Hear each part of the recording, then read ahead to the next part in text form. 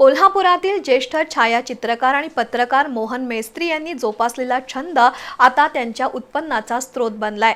Covid काळातील वेळात मेस्त्री यांनी टाकाऊपासून टिकाऊ वस्तूंची निर्मिती करण्यास सुरुवात केली।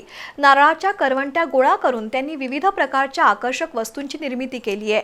त्यांचं प्रदर्शन भरवलंय आणि त्यातून त्यांना अशा वस्तूंच्या ऑर्डर मिळाल्या आहेत।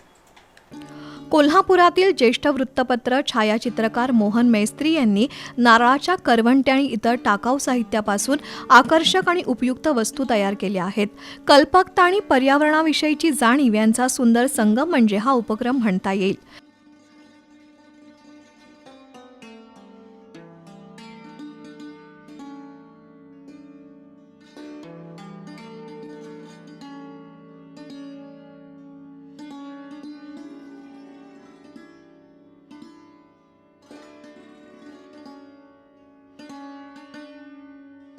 फेकून दिल्या जाणाऱ्या वस्तूंनाही योग्य कल्पकतेने आणि मेहनत घेऊन नवं रूप देता येतं हे मेस्त्री यांनी दाखवून दिलंय।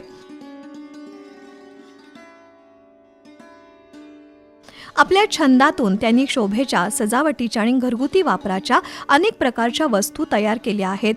कोविड काळात मोहन मेस्त्री यांनी नारळाच्या करवंट्यांपासून अफलातून कलाकृती साकारल्या। सुबक लॅम्प, शिवकालीन आरमारातील युद्धनौका, समुद्री चाच्यांची जहाजं, ब्रिटिश आणि शाहूकालीन बग्गी, जुन्या काळातील कंदील, अँटिक घड्याळं, फ्लेमिंगो पक्षी, पाण्याचा जार, चहाची किटली, कप, बरणी, बाउल, फ्लॉवर पॉट यासारख्या कितीतरी शोभेच्या आणि घरगुती वापराच्या वस्तू त्यांनी बनवल्या आहेत।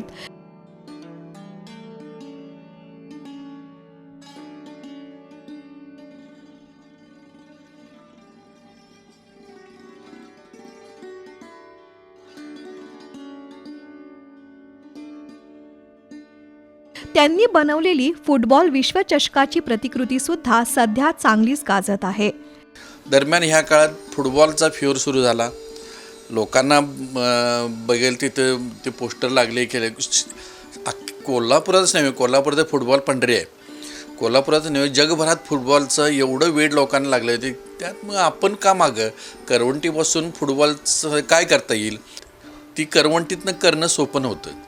तरी पण ते आव्हान म्हणून स्वीकारलं, करवंटी केली। आता त्याचं लोकांनी ज्यावेळेला त्याचं बघितलं, प्रदर्शनाच्या वेळेला मला जो ॲप्रिशिएट मिळाला होता त्याच्यापेक्षा जास्त हे मी व्हॉट्सअपला माझ्या किंवा स्टेटसला माझ्या सोशल मीडियावर मित्रांना दाखवल्यानंतर त्याचं एवढं कौतुक झालं, ते बघून खरोखर मला वाटलं की मी काहीतरी ह्या वेगळ्यात काहीतरी काम केलं आहे। खूप मोठं समाधान यातनं मला मिळालं आहे। मेस्त्री यांनी टाकाऊ वस्तूंपासून तयार केलेल्या टिकाऊ वस्तूंच्या प्रदर्शनाला चांगला प्रतिसाद मिळाला।